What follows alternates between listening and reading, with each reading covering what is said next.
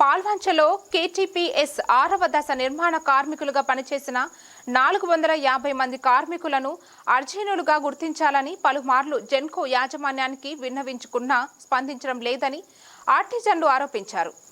యాజమాన్యం పట్టించుకోకపోవడంతో కేటీపీఎస్ అంబేద్కర్ కూడలి వద్ద గత 14 రోజులుగా రీలే నిరాహార దీక్షలు చేపట్టామన్నారు. కేటీపీఎస్ బీటీపీఎస్ కర్మాగారాల సందర్శనకు వచ్చిన జెన్కో సీఎండీ సందీప్ కుమార్ సుల్తానియాని మర్యాద పూర్వకంగా కలిసి వినతి పత్రం అందించామన్నారు. సానుకూలంగా స్పందించిన సీఎండీ మాకు న్యాయం చేస్తారని హామీ ఇచ్చారని విలేకరుల సమావేశంలో 6వ దశ నిర్మాణ కార్మికులు తెలిపారు.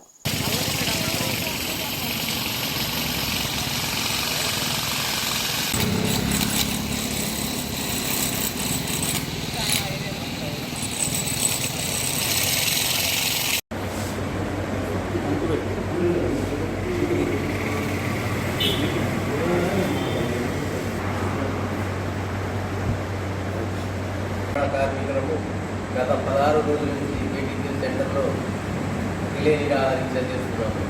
16 రోజుల నుంచి రిలే నిరాహార దీక్ష 14వ రోజు అయినటువంటి మొన్న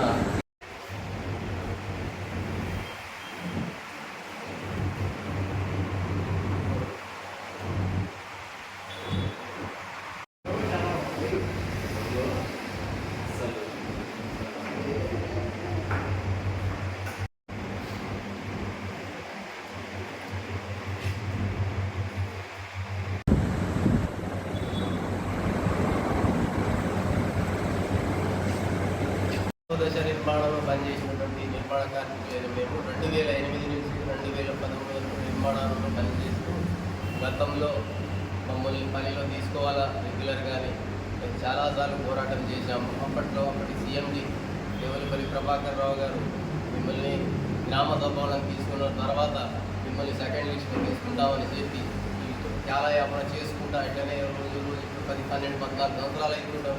ఇప్పటికీ గత ప్రభుత్వంలో తీసుకుని అప్పుడు ఎంపీ గారు హామీ ఇచ్చిన మన సరిహద్దు స్టేజీ ప్రజాభిప్రాయ సేకరణలో 7వ దశలో 175 మందిని, 6వ దశలో 275 మందిని, ఈ 450 మందికి న్యాయం చేస్తానని హామీ ఇచ్చి ఆ హామీని తుంగలదొక్కి మా నిర్మాణ కార్మికులు రోడ్డు మీద పడేసినారు.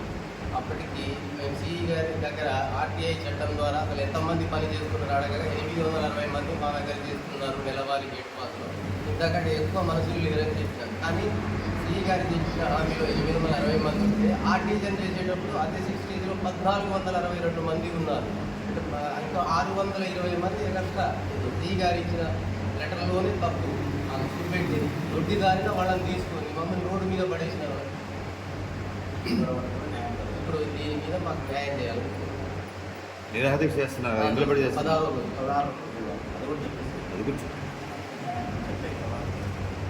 ఇప్పటి సీఎండీ గారు సందీప్ కుమార్ సుల్తానియా గారు మమ్మల్ని గెస్ట్ హౌస్కి పిలిపించి మాట్లాడడం జరిగింది.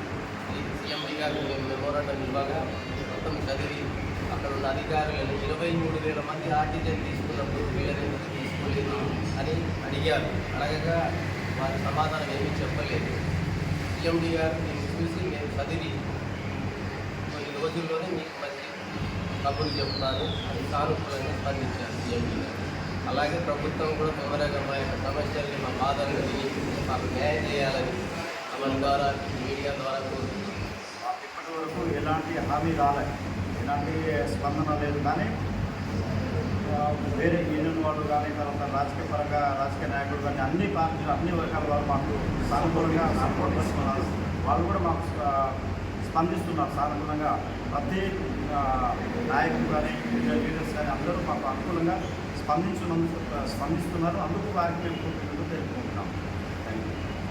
నిర్మాణంలో పనిచేసినటువంటి మేము 450 మంది నిర్మాణ కార్మికులకు గత 16 రోజుల నుంచి కేటీపీఎస్ సెంటర్లో రిలే నిరాహార దీక్ష చేస్తున్నాం.